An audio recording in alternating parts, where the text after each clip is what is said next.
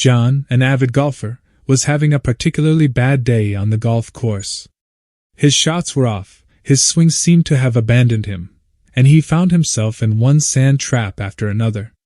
Frustrated and exhausted, he sat down on a bench near the 9th hole to take a breather. As he sat there, a leprechaun suddenly appeared before him, grinning mischievously.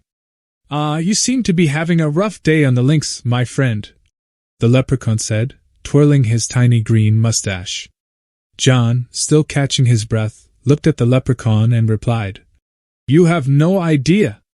I used to be a decent golfer, but today everything is going wrong." The leprechaun leaned in and whispered, "I can help you, you know. I'm a magical leprechaun, and I can grant you one wish to improve your golf game." John's eyes lit up with excitement. "Really? Anything I want?" The leprechaun nodded and said, "Absolutely, but there's one condition. Whatever you wish for, your golfing buddy, Fred, will receive double." John thought for a moment and then said, "Okay, I wish for $1 million. Poof! In an instant, John found himself holding a check for $1 million. Ecstatic, he looked at the leprechaun and asked, "What about Fred?" The leprechaun grinned and said, "Don't worry about Fred. He just received $2 million. Now, what's your second wish?" John, feeling generous, said, "I wish for a beautiful mansion overlooking the ocean." Poof! John found himself standing in front of a luxurious mansion with a breathtaking view. Excitedly, he asked about Fred. The leprechaun chuckled. "Oh, Fred? He now owns 2 magnificent mansions with even better views. And for your final wish?" John thought long and hard, realizing that no matter what he wished for, Fred would always get double. Finally, he said, "I wish to donate one of my kidneys." And that's when John learned that even magical leprechauns have a sense of humor. Jim, an adventurous traveler, decided to explore the Amazon rainforest. As he ventured deep into the jungle, he encountered a tribe of indigenous people who welcomed him with open arms.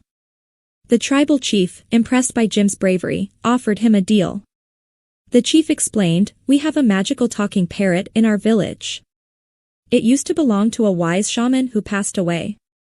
If you can make our parrot laugh, we will grant you 3 wishes. However, if you fail, you will become the parrot's caretaker for the rest of your life." Jim, always up for a challenge, agreed to the terms and was taken to the parrot's cage. The parrot looked at Jim with a stern expression. Determined to win the challenge, Jim told the parrot the funniest jokes he knew, performed silly dances, and even sang ridiculous songs. However, the parrot remained stoic, refusing to crack a smile. Days turned into weeks, and Jim's efforts to make the parrot laugh became more and more outrageous. He even hired a clown from a nearby town to join in the attempt. Yet, the parrot remained uncaused. One day, as Jim was feeling defeated, a local child approached him and said, "You're going about it all wrong." The parrot used to laugh when the shaman told puns. It loved wordplay. Encouraged by this insight, Jim decided to give it a try. He began telling the parrot an array of puns, from the classic to the truly corny. After a particularly terrible pun about birds, the parrot burst into laughter, squawking and flapping its wings. Ecstatic, Jim returned to the tribal chief, who congratulated him on his success. "You've made our magical parrot laugh. Now, what are your 3 wishes?" Jim, still catching his breath from the laughter-inducing puns, grinned and said, "I wish for a lifetime supply of exotic fruits, a map to hidden treasures in the jungle, and a comfortable hammock to enjoy them in." The chief granted Jim's wishes, and as he relaxed in his hammock, surrounded by the bounty of the rainforest, he couldn't help but appreciate the power of a well-timed pun, even if it meant a lifetime of caretaking for a talkative parrot. Little Johnny's teacher asked him, "If you had just 1 day to live, where would you go?" Johnny thought for a moment and then replied, "I would spend my last day in school." Surprised, the teacher asked, "Really, Johnny? Why would you want to spend your last day in school?" Johnny grinned mischievously and said, "Because time in school goes so slow, 1 day feels like a lifetime." One day, little Johnny's teacher asked the class, if you could have any superpower, what would it be? The students eagerly raised their hands, offering answers ranging from flying to invisibility. When it was little Johnny's turn, he thought for a moment and then confidently said, I'd choose the power to influence people's minds. The teacher was impressed. That's a very thoughtful choice, Johnny. Why would you want to influence people's minds? Little Johnny grinned and replied, well, imagine this, I could convince the principal that homework is against school policy, persuade the cafeteria to serve ice cream for lunch every day, and get the math teacher to declare that 2 + 2 = 5. It would be awesome. The teacher chuckled, Johnny, those examples don't sound very responsible. What if you used your power for something more positive? Little Johnny pondered for a moment and then exclaimed, oh, I know. I could convince everyone that it's a rule to give students an extra hour of recess every day. The class burst into laughter, and even the teacher couldn't help but smile. Well, Johnny, while your ideas may not be entirely practical, I appreciate your creativity. But let's stick to learning without any mind-influencing powers, shall we? As the class settled down, little Johnny couldn't help but continue daydreaming about a world where recess was longer, and homework was a thing of the past. And so, another day in the life of little Johnny unfolded, full of laughter and imaginative mischief. Mrs. Johnson, the English teacher, asked her class, can anyone give me an example of a conjunction? Little Johnny enthusiastically raised his hand and said, yes, ma'am. My mom and dad went to the store, bought bread, milk, and peanut butter, and they also got me a new video game. A man walked into a pet store and saw a parrot for sale. The sign said, this parrot can speak 3 languages. Intrigued, the man asked the shopkeeper, what languages does it speak? The shopkeeper replied, English, Spanish, and Java. The man, puzzled, asked, why Java? Isn't that a programming language? The parrot interrupted, yes, but I'm a polyglot parrot, and Java is in high demand. A scientist had a parrot that was trained to solve logical problems.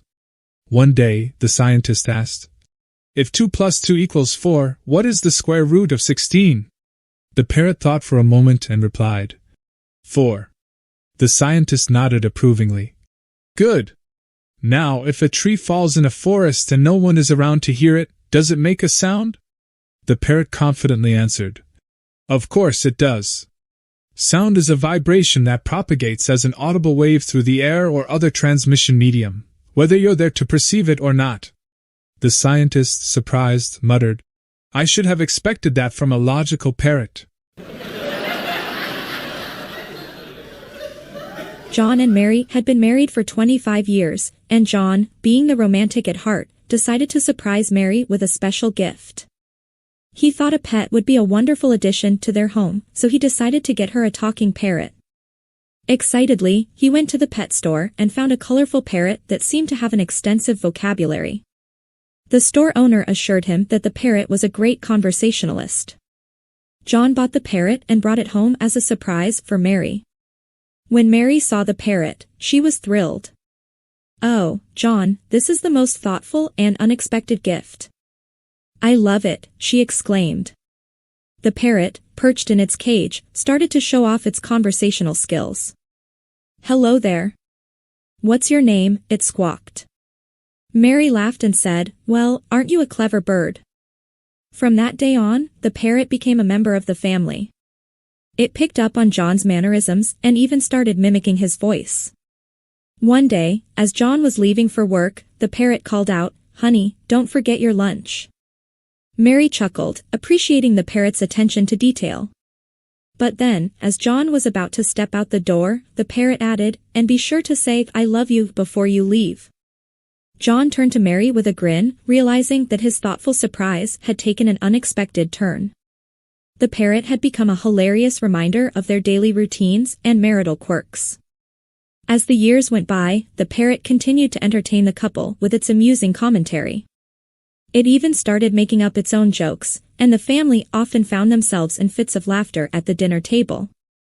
One day, after 25 years of wedded bliss, John turned to Mary and said, "You know, honey, we've had this parrot for a long time. Do you ever wonder how it learned to be so funny?"